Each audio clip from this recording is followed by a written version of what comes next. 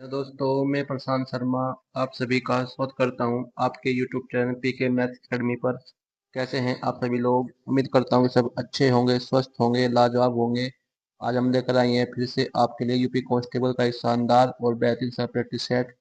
ये practice set आपके exam को क्रैक करने में आपकी बहुत बहुत हेल्प करेगा। तो वह जो भी बच्चा नया आया है उन बच्चे से विनती है हाथ जोड़कर कि वह चैनल को सब्सक्राइब करे और बेल की घंटी को प्रेस करे, जिससे कि आप सभी को हमारी आने वाली सभी वीडियो की इन्फॉर्मेशन समय से मिलती रहे। वीडियो यदि अच्छी लगे फिर तो वीडियो को लाइक कीजिएगा, ज़्यादा शेयर कीजिएगा और कमेंट बॉक्स में हमें बताइएगा कि आज की वीडियो आपको कैसी लगी। तो करते हैं भाई आज के एपिसोड का पहला सवाल, और बाकी के पार्ट आपको मिल जाएंगे हमारे चैनल पर। आपको मिल जाएगी प्ले लिस्ट यूपी पुलिस के नाम से, वहाँ पर आपको मिल जाएंगे सभी पार्ट। यूपी कांस्टेबल के सभी पार्ट बहुत ही महत्वपूर्ण है, तो उन्हें उन्हीं पार्ट को भी आप बारी बारी से देख सकते हैं। तो करते हैं भाई आज के सेट का पहला सवाल। सवाल में कहा गया है भाई, यदि ए अनुपात बी बराबर 3:5 है, यदि ए अनुपात बी बराबर 3:5 है और बी अनुपात सी बराबर 4:7 है, तो ए अनुपात बी अनुपात सी क्या हुआ? ए अनुपात बी का मान 3:5 दिया है। बी अनुपात सी हमें क्या दिया है? 4:7। हमें याद करना क्या है भाई? ए अनुपात बी अनुपात सी। तो कैसे करेंगे? हम लेंगे दो दो संख्याओं को। पहले हम लेंगे कैसे? 3 और 4 को। 3 चौक 12। अब 3 को छोड़ देंगे, अब लेंगे हम 4 और 5 को। 4 पंजे 20। अब हम 3 और 4 को छोड़ देंगे, अब लेंगे हम 5 और 7 को। 5 सत्ते 35।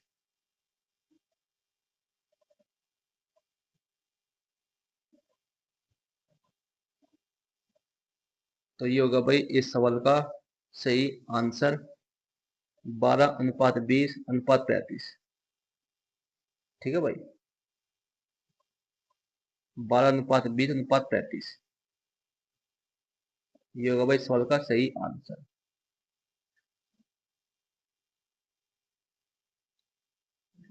ऑप्शन में ये ऑप्शन मैच नहीं कर रहा है। आप यहाँ पर क्या क्या कर लीजिए, जहाँ 12:20 दिखाई दिया है यहाँ पर देखो 35, देखो 35 भाई।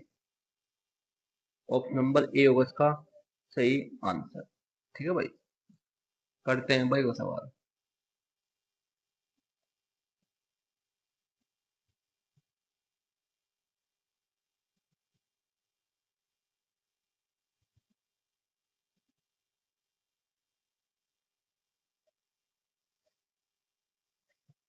सवाल में कहा गया है भाई, यदि x अनुपात y बराबर 7:9 और y अनुपात z बराबर 3:5 है, तो x अनुपात y अनुपात z क्या होगा?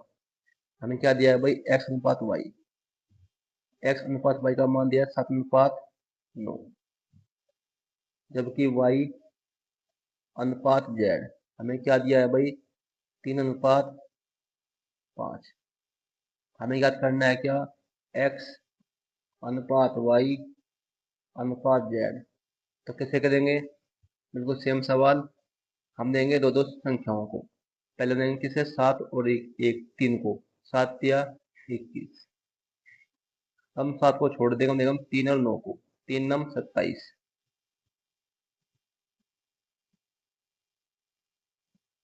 हम 7 और 3 को छोड़ देंगे, हम देंगे हम 9 और 5 को। 9 पंजे 45।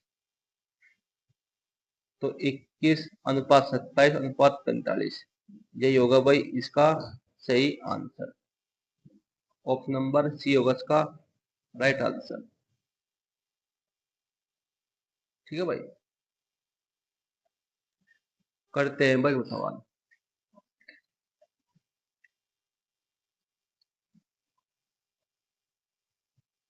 सवाल में कहा गया है भाई, एक शहर की जनसंख्या 10,000 है।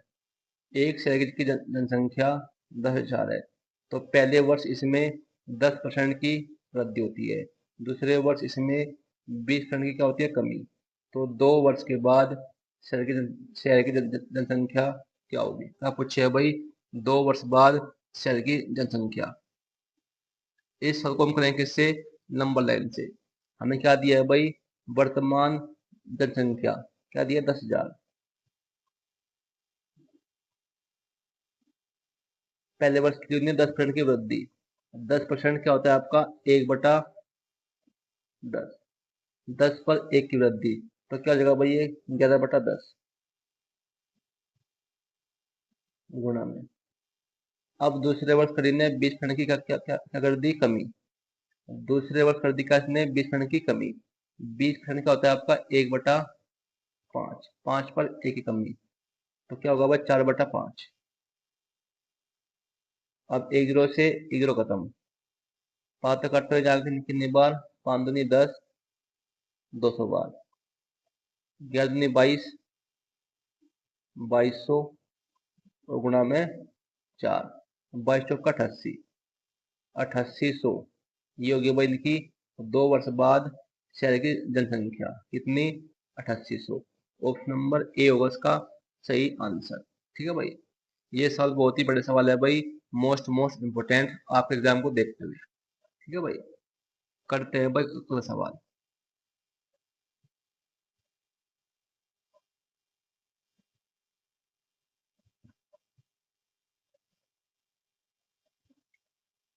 सवाल में कहा गया है भाई, एक शहर की जनसंख्या में पहले 25% की वृद्धि।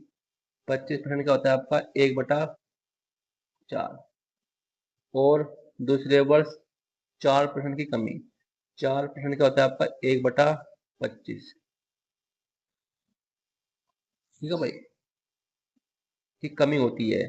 यदि वर्तमान जनसंख्या 5,000 है, तो 2 वर्ष बाद जनसंख्या क्या होगी? बिल्कुल सेम सवाल है, क्या कुछ ही है?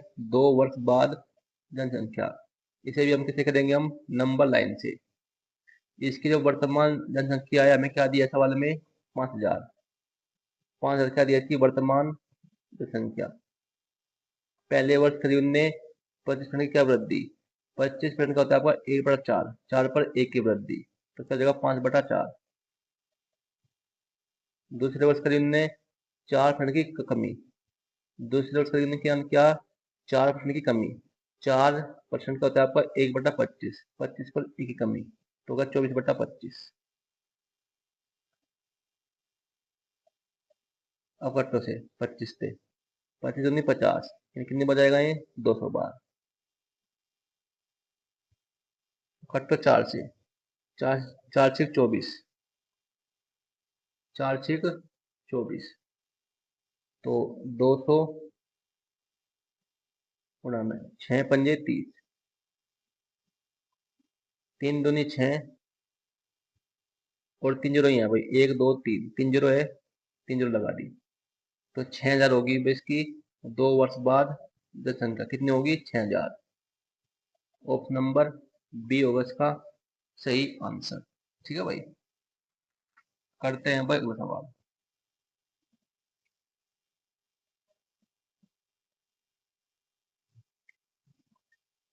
सवाल में कहा गया है भाई, एक व्यापारी अपने सामान पर लागत मूल्य से 40% ज्यादा कीमत अंकित करता है और उसे 15% छूट पर बेचता है। उसका लाभ परसेंट क्या करे? बहुत ही बड़ा सवाल है भाई, मोस्ट मोस्ट इम्पोर्टेंट। एक व्यापारी अपने सामान पर लागत मूल्य से यानी कि क्रय मूल्य से 40% ज्यादा अंकित करता है। या लिखो सीपी, लिखो भाई एसपी, लिखो भाई एमपी। सीपी क्या है? कॉस्ट प्राइस क्रय मूल्य। एसपी है सेलिंग प्राइस विक्रय मूल्य। एमपी क्या है? मार्क प्राइस यानी कि अंकित मूल्य। अब सवाल में कहा है कि एक व्यापारी अपने सामान पर लागत मूल्य से 40% ज्यादा कीमत अंकित करता है और क्रय मूल्य 100 है, तो 40% ज्यादा अंकित करता है, यानी कि अंकित मूल्य का होगा इसका भाई 140। अब सवाल में कहा है कि और उसे 15% छूट पर बेचता है। 15% छूट पर बेचता है। छूट हमेशा किस पर दी जाती है? अंकित मूल्य पर। तो 140 का निकाल लें हम क्या? 85%। 15% छूट का मतलब क्या होता है? 85%, यानी कि 85/100। एक जीरो से एक जीरो खत्म। इसका घटाओ 5 से। 5 जाएगा कितनी बार? ये 5 एकम 5, पाँच सत्ते 35, 17 बार। और 5 दूनी 10, 2 सत्ते 14, 17 सत्ते 119। तो विक्रय मूल्य क्या आएगा आपका 119। ठीक है भाई। हमें क्या पूछा है, लाभ परसेंटेज। सीपी 100 है, विक्रय मूल्य 119 है, क्रय मूल्य 100 है और विक्रय मूल्य 119 है। जब भी आपको क्रय मूल्य पर 100 दे दे तो आप लाभ परसेंटेज आप आसानी से ज्ञात कर सकते हैं। जब हमें क्रय मूल्य की 100 दिया हो और विक्रय मूल्य कुछ भी दिया हो, विक्रय मूल्य दिया हो कुछ भी दिया हो, हमें क्या करना हो, क्या हो, लाभ परसेंटेज। तो क्या करेंगे, करेंगे हम इस पर मत कर देंगे 100 माइनस 100, 19%। तो 19% क्या होगा लाभ, 19% क्या होगा आपका लाभ परसेंटेज, कितना, 19%। यही होगा भाई इस सवाल का सही आंसर।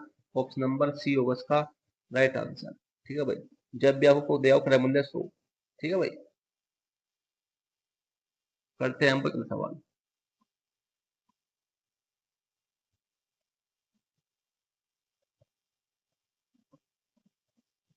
सवाल में कहा गया है भाई, एक व्यापारी अपने सामान पर लागत मूल्य से 20% ज्यादा कीमत अंकित करता है और उसे 5% छूट पर बेचता है, उसका लाभ परसेंट ज्ञात करिए।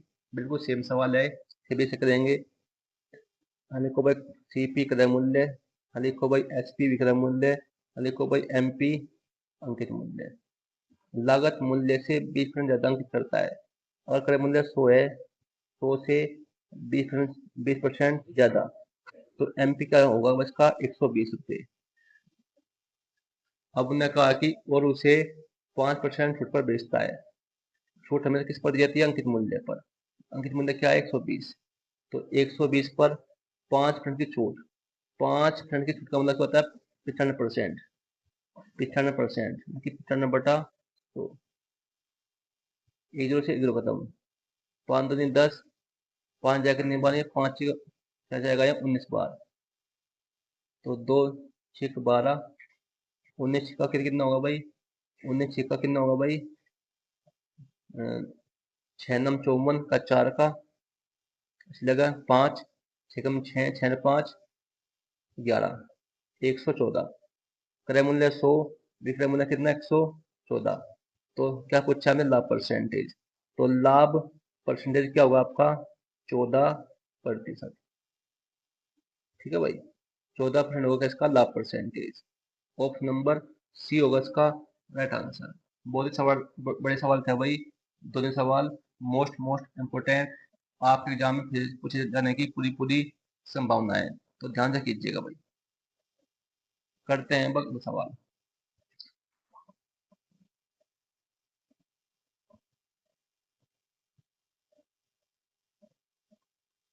सवाल में कहा गया भाई, एक आदमी ने 4 रुपए में 6 पेंसिलें खरीदी। जहां पे जाए क्या खरीदी, वो क्या होता है आपका क्रय मूल्य। और उन्हें 6 रुपए में 4 के हिसाब से बेच दिया। जहां जाए आपका बेचना, वो क्या होता है आपका विक्रय मूल्य। तो इस लेन देन में उसका लाभ परसेंटेज क्या होगा, क्या पूछा लाभ परसेंटेज। हाँ लिखो भाई सीपी, हाँ लिखो भाई एसपी। सीपी क्या है क्रय मूल्य, एसपी विक्रय मूल्य। हमेशा आपको क्या करना है, जो रुपए हैं, रुपए को देना हम किसी अभाग वस्तु से। हमेशा आपको क्या क्या करना है, रुपए को देना है आपको किसी भाग वस्तु से। रुपए बटे वस्तु, ये बात आपको ध्यान रखनी है, रुपए बटा वस्तु। रुपए क्या है 4 रुपए, 4 रुपए में छह पेंसिलें खरीदी है। जहाँ जाए आपका खरीदी, वो क्या होता है आपका क्रय मूल्य। तो 4 रुपए में 6 पेंसिलें खरीदी, अनुपात। और उन्हें 6 रुपए में 4 के हिसाब से बेच दिया।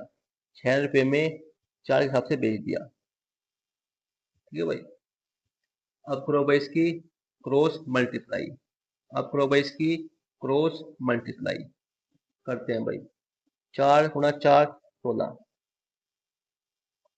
6 छंग 36। अब कहीं से कट रहा है 4 से, 4 चौक 16 और 4 नम 36। अब क्रय मूल्य 4 है, विक्रय मूल्य 9 है। तो लाभ कितने का हुआ 5 का। लाभ परसेंटेज और हानि परसेंटेज हमेशा किस पर ज्ञात करते हैं? क्रय मूल्य पर। तो लाभ परसेंटेज, लाभ कितना हुआ 5 का, किस पर? क्रय मूल्य पर। क्रय मूल्य कितने है? 4 और गुणा में 100। 4 से काटेंगे 100 को, जाएगा कितनी बार? 25 बार। 25 गुणा 5, 55 125, 125%। ये होगा भाई इसका लाभ प्रतिशत। ऑप्शन नंबर सी होगा इसका राइट आंसर। ठीक है भाई, बहुत ही बड़ा सवाल है भाई, मोस्ट मोस्ट इम्पोर्टेंट। करते हैं बस टाइप का एक और सवाल।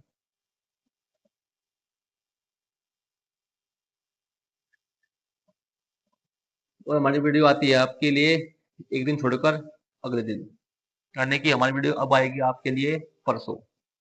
ठीक है भाई, एक दिन गैप देकर आती है। एक दिन गैप इसलिए कराया है जिससे कि आप बीच में तैयारी अच्छे से कर सके। जो भी हम आपको को करा रहे हैं, इससे बार आपके एग्जाम में एक भी सवाल नहीं आएगा, सभी सवाल इनमें से ही पूछने वाले हैं, तो ध्यान से कीजिएगा। और बाकी के पार्ट आपको मिल जाएंगे हमारे चैनल पर। हमारी प्लेलिस्ट मिली हुई है, प्लेलिस्ट बनी हुई है यहाँ पर यूपी कांस्टेबल के नाम से, वहां पर आपको मिल जाएंगे सभी पार्ट। करते हैं भाई अगला सवाल। सवाल में कहा गया है भाई, एक आदमी ने 5 रुपए में 6 पेंसिलें खरीदी।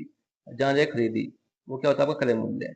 और उन्हें 6 रुपए में 5 के हिसाब से बेच दिया। जहाँ जहाँ बेचना वो क्या होता है? आपका विक्रय मूल्य। तो इस लेन देन में उसका लाभ परसेंट क्या होगा? क्या पूछा है? लाभ परसेंटेज। यहाँ लिखो क्रय मूल्य, यहाँ लिखो भाई विक्रय मूल्य। 5 रुपए में 6 पेंसिलें खरीदता है, रुपये आएगा ऊपर, वस्तु आएगी नीचे। ये बात आपको ध्यान रखनी है इन सवालों में। और उन्हें 6 रुपए में 5 के हिसाब से बेच दिया। 6 रुपए में 5 के हिसाब से बेच दिया। अब करो भाई इसकी क्रॉस मल्टीप्लाई। 5 पंजे 25, 6 छंग 36। अब क्रय मूल्य क्या आएगा? 25, विक्रय मूल्य 36। विक्रय मूल्य 36 है, क्रय मूल्य 25 है, तो लाभ कितने का हुआ भाई? लाभ कितने का हुआ? 11 का। लाभ और हानि पर, लाभ परसेंटेज और हानि परसेंटेज हमेशा किस पर ज्ञात करते हैं? क्रय मूल्य पर। तो लाभ परसेंटेज, लाभ कितने का हुआ? 11 का, किस पर? क्रय मूल्य पर। क्रय मूल्य क्या है? 25 बटे में 25 गुणा में 100। 25 चौका 100, 11 चौका 44, 44% होगा भाई इसका लाभ प्रतिशत। कितना? 44%। ऑप्शन नंबर ए होगा इसका सही आंसर। ठीक है भाई, बहुत ही बड़े सवाल थे भाई ये, मोस्ट मोस्ट इम्पोर्टेंट, आपके एग्जाम में पूछे जाने की पूरी पूरी संभावना है।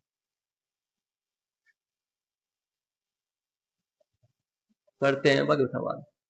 बाकी के पार्ट आपको मिल जाएंगे हमारे चैनल पर, वहाँ लिस्ट बनी हुई है, वहाँ पर यूपी पुलिस के नाम से सभी पार्ट मिल जाएंगे आपको। बाकी के सभी पार्ट बहुत ही महत्वपूर्ण है आपके एग्जाम के लिए। ठीक है भाई, तो उन्हें भी बारी बारी से देख लीजिएगा उन सभी पार्टों को। जो भी हम सवाल आपको करा रहे हैं, इससे बार आप एग्जाम में एक भी सवाल नहीं आएगा, ये इस बात की गारंटी है। ठीक है भाई, करते हैं अगला सवाल। एक व्यक्ति अपनी आय का 70% खर्च करता है। यदि उसकी आय में 20% की वृद्धि होती है और उसके व्यय में 10% की वृद्धि होती है, तो उसकी बचत में कितने % की वृद्धि होगी? बहुत ही बड़ा सवाल है भाई, मोस्ट मोस्ट इम्पोर्टेंट, आपके एग्जाम में पूछने की पूरी पूरी संभावना है। और ये सवाल आपके यूपी पुलिस में नहीं बल्कि हर एग्जाम के लिए बहुत ही महत्वपूर्ण है, चाहे वो आपका यूपी पुलिस का एग्जाम हो, या आपका रेलवे का एग्जाम हो, या आपका कोई एग्जाम हो एसएससी का, सभी के लिए बहुत ही महत्वपूर्ण है। तो कैसे करेंगे? एक व्यक्ति अपनी आय का 70% खर्च करता है। 70% क्या होता है आपका? 3/4, 3/4। तो आय बराबर क्या होता है भाई? आय बराबर होती है आपकी खर्च प्लस बचत। भाई आय क्या होती है? खर्च और बचत, बचत का योग के बराबर। ठीक है भाई, जो नीचे वाली वैल्यू है ये क्या आपकी आय, आय है 4, 3 खर्च होगा, 4 आय है, 3 खर्च होगा, तो बचत क्या होगी इसकी? 1। ठीक है भाई, अब सवाल में कहा है कि यदि उसकी आय में 20% की वृद्धि होती है, यदि उसकी आय में 20% की क्या होती है वृद्धि, आय किया 4 में कर दी भाई 20% की वृद्धि,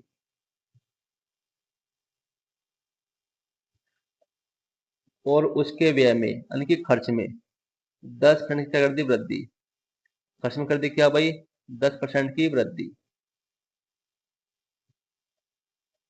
तो उसकी बचत में कितने % की क्या हुई वृद्धि। हमने मान लिया जो बचत है उसमें हुई वृद्धि कितने की X% की, ठीक है भाई। आपको नहीं गुणा भाई, 20 चौका 80, 10 किया 30, x होना एक x, तो ये प्लस का 30% है, जब इधर आएगा तो क्या हो जाएगा माइनस का, तो 80 में से 30 गया 50, ये प्लस का 30 है, जब जाएगा इधर तो क्या हो जाएगा माइनस, तो 80 माइनस 30 50, तो उसकी जो बचत है वो उसमें होगी भाई 50% की वृद्धि। यही होगा भाई इस सवाल का सही आंसर, ऑप्शन नंबर डी होगा इसका सही आंसर, ठीक है भाई। ट्रिक अच्छी लग रही हो तो वीडियो को ज़्यादा लाइक करे, शेयर करे अपने भाइयों मित्रों में, ठीक है भाई। ऐसी ट्रिक पाने के लिए आज ही हमारे चैनल को सब्सक्राइब करें और बेल की घंटी को प्रेस करें, ठीक है भाई। इसमें आपका ही फायदा है, ऐसी ट्रिक हम लेकर आते हैं आपके लिए हर पार्ट में। करते हैं भाई सवाल। सवाल में कहा गया भाई एक व्यक्ति अपनी आय का 80%, 80% क्या होता है आपका 4/5, यदि उसकी आय में 25% की वृद्धि होती है और उसके व्यय में यानी कि खर्च में 15% की वृद्धि होती है, तो उसकी बचत में कितने % की वृद्धि होगी। बिल्कुल सेम सवाल है, इसे भी सीख लेंगे। हमने क्या बताया था आपको, आय बराबर होती है क्या खर्च प्लस बचत, जो नीचे वाली वैल्यू होती है ये क्या आपकी आय, 5 आय है, खर्च कितने कर दिया 4 खर्च कर दिया, तो बचत कितनी होगी 1, ठीक है भाई। यदि उसकी आय में यदि उसकी आय में 25% की क्या कर दी वृद्धि, यदि उसकी आय में 25% क्या कर दी वृद्धि, आय की ने 5 में कर दी भाई 25% की वृद्धि, और उसके व्यय में यानी कि खर्च में कर दी क्या 15% की वृद्धि, खर्च में कर दी भाई 15% की वृद्धि, तो उसकी बचत में कितने % की वृद्धि हुई। हमने मान लिया जो बचत है इसमें कर दी हुई वृद्धि कितने की X% की वृद्धि, हमने मान ली बचत में हुई X% की वृद्धि, अब इन्हें गुणा कर दो और आपस में जोड़ दो, तो 25 125, 5 चौका 60, x होना एक x, प्लस का 60 है, जब आएगा इधर तो क्या हो जाएगा ये माइनस का, जब प्लस का 60 है, जब आएगा इधर तो क्या हो जाएगा ये माइनस का, तो 125 में से 60 गया भाई, x समान क्या आएगा आपको भाई 125 माइनस का 60, 125 माइनस 60 का होगा आपका 65%, कितना 65%, तो जो उसकी बचत है उसमें होगी कितनी वृद्धि की 65% की होगी वृद्धि, तो उसकी बचत में 65% की क्या होगी वृद्धि, ऑप्शन नंबर सी होगा इसका सही आंसर, ठीक है भाई। तो भाई वीडियो कैसी लगी हमें कमेंट बॉक्स में बताइएगा, हम आपके कमेंट करेंगे इंतजार। तो मिलते हैं आपसे परसों ऐसी वीडियो लेकर, ऐसे क्वेश्चन लेकर, तब तक के लिए आपका बहुत बहुत धन्यवाद।